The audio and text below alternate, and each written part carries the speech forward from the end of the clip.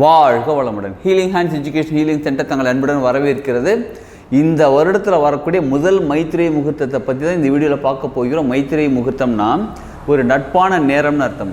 நமக்கு நல்லது செய்யக்கூடிய ஒரு நட்பான ஃப்ரெண்டு தான். நாங்கள் ஃப்ரெண்டுன்னு என்ன பண்ணுவார், நமக்கு நல்லது செய்வார். அப்போ நட்பான நேரத்தில் என்ன செய்யலாம், மைத்திரை முகூர்த்தத்தில் என்ன செய்யலாம்னு தெரிஞ்சுக்க போகிறோம். முழுசாக இந்த வீடியோ பாருங்கள்.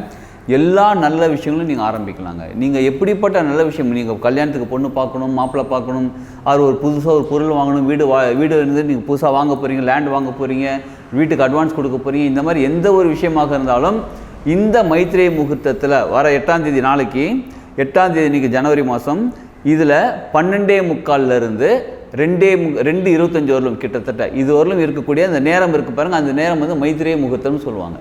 இந்த நேரத்தில் நீங்கள் எந்த விஷயம் நல்ல விஷயம் செய்ய ஆரம்பிக்கணும்னு நினைக்கிறீங்களோ அதற்காக ஒரு அமௌண்ட் எடுத்து வச்சுருங்க. நீங்கள் என்ன பண்ணுங்கள், இந்த வீடியோ பார்த்தோன்னே உங்கள் கையில் கேஷ் இல்லைன்னா நீங்கள் ஏடிஎம்மில் கூட போய் எடுத்துகிட்டு வந்துடுங்க. ஏதோ ஒரு அமௌண்ட்டு, நீங்கள் 1000 ரூபாய்ங்க, 500 ரூபாய்ங்க, 100 ரூபாய்ங்க, எவ்வளோ வேணாலும் வைங்க ஒரு அமௌண்ட்டு. இப்போ உதாரணத்துக்கு நான் வந்து ஒரு வீடு வாங்க போகிறேங்க, நான் லேண்டு பொண்ணு புக் பண்ண போகிறேன், அதற்காக நான் வந்து இன்வெஸ்ட் பண்ண போகிறேன், அதுக்காக நான் பணம் எடுத்து வைக்கிறேன் அப்படின்னா என்ன பண்ணுங்கள், ஒரு 500 ரூபாய் எடுத்து வச்சுக்கோங்க. ஒரு உதாரணத்துக்கு தான், ஒரு 500 ரூபாய் எடுத்து ஒரு கவரில் என்ன பண்ணுங்கள், நான் வந்து லேண்டு வாங்குறதுக்காக, இந்த இடத்துல லேண்டு வாங்குறதுக்காக நான் இந்த பணத்தை எடுத்து வைக்கிறேன், ஆர் லேண்டு வாங்குறதை இந்த பணத்தை எடுத்து வைக்கிறேன், நான் வந்து ஒரு பிஸ்னஸ் ஸ்டார்ட் பண்ண இந்த பணத்தை எடுத்து வைக்கிறேன்னு எழுதிட்டு அந்த கவரில் எழுதிக்கிட்டு அந்த பணத்தை எடுத்து உள்ளே வச்சுட்டு சாமிக்கிட்ட பத்திரமா வச்சுருங்க. எப்போ நீங்கள் லேண்டு, அதாவது எதற்காக நீங்கள் இந்த பணத்தை எடுத்து வச்சுருக்கீங்களோ அப்போ இந்த பணத்தை நீங்கள் யூஸ் பண்ணணும். முதல்ல அமௌண்ட்டாக கொடுங்க, சரிங்களா? அது எந்த விஷயமானாலும் இருக்கட்டும். அதோட ரொம்ப முக்கியமான விஷயம்ங்க, நிறைய பேருக்கு என்ன தெரியுங்களா, கடன் பிரச்சனை, கடன் தொல்லையாக இருக்குது. அதாவது கடன் வந்து நிவர்த்தி ஆக மாட்டேங்குது. கடன் பிரச்சனை, கடன் தொல்லைலாம் விட்டாங்க, கடன் நிவர்த்தி ஆக மாட்டேங்குது.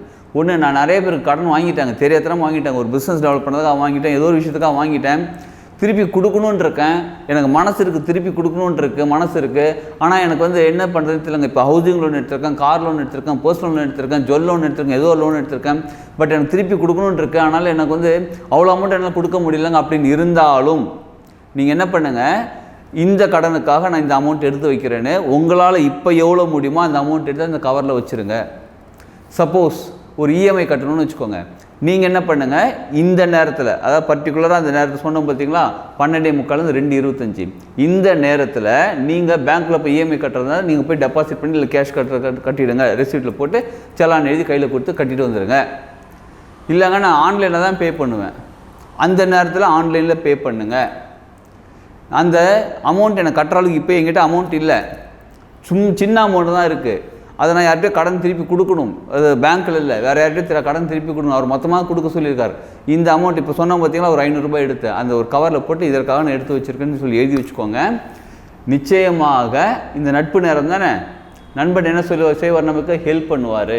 இந்த நட்பு நேரம், இந்த மைத்திரை முகூர்த்தம் நமக்கு வாங்கின கடன் திருப்பி கொடுக்கறதுக்கு, சீக்கிரமாகவே கொடுக்கறதுக்கு, நமக்கு என்ன பொருளாதாரம் வேணுமோ கொண்டு வந்து சேர்க்க ஆரம்பிச்சிருவாங்க.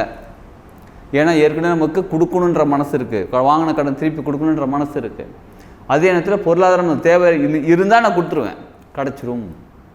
இதுதாங்க இந்த மைத்திரை முகூர்த்தத்தோட சிறந்த ஒரு ஸ்பெஷல்னு சொல்லலாம். நல்லது செய்கிறதா இருந்தாலும் நம்ம எவ்வளோனாலும் நம்ம பொருளாதாரம் சேர்க்கறதுக்கு, தங்கம் வாங்குறது கூட நீங்கள் யூஸ் பண்ணிக்கலாம், கோல்டு வாங்குறதுக்கு, இல்லை கோல்டு இன்வெஸ்ட்மெண்ட் பண்ணுறதுக்கு, எதுக்காக யூஸ் பண்ணிக்கலாம். நிறைய பேர் கேட்குற கேள்வி என்னென்னா, கடன் எல்லாம் ஓகேங்க, எல்லாம் வாங்குறதுக்கு ரெடியாக தான் இருக்கிறோம், ஆனால் வந்து கடன் பிரச்சனை தாங்க எக்கச்சக்கமாக இருக்குது, நான் ஹவுசிங் லோன் வாங்கிட்டேன், இந்த மாதிரி ஏதோ ஒரு விஷயத்தில் போய் மாட்டிக்கிட்டு இருக்கேன், அதை எனக்கு சரி பண்ணணும் அப்படின்னா இந்த மைத்திரை முகூர்த்தம் யூஸ் பண்ணுங்கள். நிச்சயமாக சூப்பராக உங்களுக்கு சீக்கிரமே கடன் அடைஞ்சிடும், அதுக்கு தேவையான வருமானம் உங்களுக்கு வந்து சேர்ந்துடும். இன்வெஸ்ட் பண்ணுறதாலும் சூப்பராக உங்களுக்கு வந்து சேர்ந்துடும். இந்த வருஷத்தில் முதல் மைத்திரை முகூர்த்தம் பாருங்கள், இதை பயன்படுத்திக்கோங்க, உங்கள் தேவைகளும் நிறைவேறும். 1, 2வது உங்களுக்கு சுமையாக இருக்கக்கூடிய, நீங்கள் சுமையாக நினைக்கக்கூடிய கடனும் சீக்கிரம் நிவர்த்தி அடையும். இப்போ நமக்கு ஒரு கேள்வி இருக்கும், அப்போ இந்த மாதம் எனக்கு மைத்திரை முகூர்த்தத்தில் நான் பணம் எடுத்து வச்சுட்டேன்னா எனக்கு முழு கடன் அடைஞ்சிருமா, உடனே கிடச்சிருமா எனக்கு அப்படின்ற கேள்வி இருக்கும். ஆனால் என்ன தெரியுங்களா, ஒரு 3 மாதம் 4 மாதம், குறைஞ்சது 4 மாதங்க. இந்த மைத்திரை முகூர்த்தம் எப்போ வருது நான் மாதம் சொல்கிறேன். அந்த நேரத்துலலாம் அப்போ உங்ககிட்ட இந்த கடன் அடைக்கிறதுக்காக எவ்வளோ பணம் வச்சுருக்கீங்களோ அந்த பணம் எடுத்து சேர்த்துக்கிட்டே வாங்க. இன்னும் நல்லா கவனிச்சுக்கோங்க, இந்த பணம் எடுத்து வேறு எதுக்கும் செலவு பண்ணக்கூடாது, முக்கியமானது இது. இப்போ நீங்கள் பணம் எடுத்து வச்சுருக்கீங்க, ஒரு அமௌண்ட் எடுத்து வச்சுருக்கீங்க, இந்த அமௌண்ட் எடுத்து வச்சுட்டு சரி இப்போதைக்கு இதை எடுத்து செலவு பண்ணிக்கலாம், 500 ரூபாய், அப்புறம் 500 ரூபாய் தான் எடுத்து வச்சுருக்கோம், அப்புறமா வரும்போது மறுபடியும் எடுத்து 500 ரூபாய் சேர்த்துக்கலாம்னு சொல்லி எடுக்கக்கூடாது. எல்லாமே சக்தி நிலை, எல்லாமே எனர்ஜி தான். இப்போ இந்த 500 ரூபாய் நீங்கள் எடுத்து வைக்கும்போது என்ன மனசில் நினச்சிருக்கீங்க, என்னோட கடன் அடைகிறதுக்காக எடுத்து வச்சுருக்கீங்க, அந்த கடன் அடைகிறதுக்காக மட்டும்தான் இந்த அமௌண்ட் எடுக்க வேண்டும் யார்கிட்ட கடன் வாங்கினது திருப்பி கொடுக்க போகிறீங்களோ அன்றைக்கி கொடுக்கணும். சப்போஸ் நீங்கள் நினைக்கலாம், சரிங்க ஓகே நான் ஆன்லைனில் தான் ட்ரான்ஸ்ஃபர் பண்ண போகிறேன், இன்றைக்கி நான் 500 ரூபாய் எடுத்து வச்சுருக்கேன், இந்த 500 ரூபாய் ஆன்லைனில் எப்படி ட்ரான்ஸ்ஃபர் பண்ணுறது? நீங்கள் என்ன திரும்ப பண்ணுங்கள், நீங்கள் இந்த அமௌண்ட்டை நீங்கள் ஏடிஎம்மில் போய்ட்டு டெபாசிட் பண்ணிவிடுங்க. என்னோடய கடன் அடையிறதுக்காக நான் இந்த அமௌண்ட் எடுத்து வச்சேன், இந்த அமௌண்ட்டை நான் இப்போ ஆன்லைனில் ட்ரான்ஸ்ஃபர் பண்ணுறதுனால இந்த அமௌண்ட்டை நான் டெபாசிட் பண்ணுறேன், அந்த மனநிலையோடு டெபாசிட் பண்ணிவிட்டு அதுக்கப்புறமா நீங்கள் ட்ரான்ஸ்ஃபர் பண்ணுங்கள். அதே 500 ரூபாய் தான் போகுமானா கன்ஃபார்மாக சொல்ல முடியாது. ஆனால் உங்களோட எண்ண அதிர்வுகள் இருக்குது பாருங்கள், எண்ணங்கள்லேருந்து உருவான அதிர்வுகள், அந்த அமௌண்ட் அந்த பணம் இருக்குது பாருங்கள், அது கூட சேர்ந்து அது ஒரு சக்தி நிலை உருவாக்கி உங்களுக்கு சீக்கிரம் கடன் அடைக்கிறதுக்கான நிலை உருவாக்கும், உங்களுக்கு வருமானத்தை கொண்டு சேர்க்கும். அது மட்டும் இல்லைங்க, இந்த பணம் எடுத்து வச்சுருக்கீங்க பார்த்தீங்களா, அந்த அமௌண்ட்டை முடிஞ்ச அளவு கையில் கொண்டு போய் கொடுக்க ட்ரை பண்ணுங்கள், கேஷாக கொடுக்க ட்ரை பண்ணுங்கள். இந்த 500 ரூபாய் மாதம் ஒரு 4 மாதத்துக்கு எடுத்து வைங்களேன். மாதம் சொல்கிறேன் எப்போ மைத்திரை முகூர்த்தம் என்ன அமௌண்ட் இருக்கோ அதை எடுத்து வைங்க. அந்த அமௌண்ட்லாம் சேர்க்க உங்கள் பொருளாதார நிலை நீங்கள் உயர்றதை கண் கூட நீங்கள் பார்ப்பீங்க.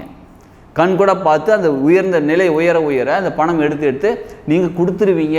அதே மாதிரி ஒரு பொருள் வாங்குறதுக்கும் உங்கள் வீட்டுக்கு ரொம்ப முக்கியமான பொருள் வாங்குறதாக இருந்தாலும் சரி, வீடு கட்டுறதா இருந்தாலும் சரி, இல்லை ஃபேன், நீங்கள் வீட்டில் எந்த பொருள் வாங்கினாலும் சரிங்க, இந்த மைத்திரை முகூர்த்தத்தில் வாங்குங்க. அப்போ நீங்கள் வாங்கும்போது உங்களுக்கு அந்த பொருளோட தன்மை நல்ல யூஸ் ஆகும். சிலர் ஒரு பொருள் வாங்குவாங்க, இப்போ ஒரு உதாரணத்துக்கு ஃப்ரிட்ஜ் வாங்குறாங்கன்னு வச்சுக்கோங்க, ஃப்ரிட்ஜ் வாங்குவாங்க, வீட்டில் அடிக்கடி ரிப்பேர் ஆகிட்டே இருக்கும். புது ஃப்ரிட்ஜு தாங்க, நான் வித்தின் வாரண்டிக்குள்ளே தான் இருக்குது, கேரண்டி இருக்குது, எல்லாமே இருக்குது, ஆனால் அடிக்கடி ப்ராப்ளம் கொடுத்துக்கிட்டே இருக்குது.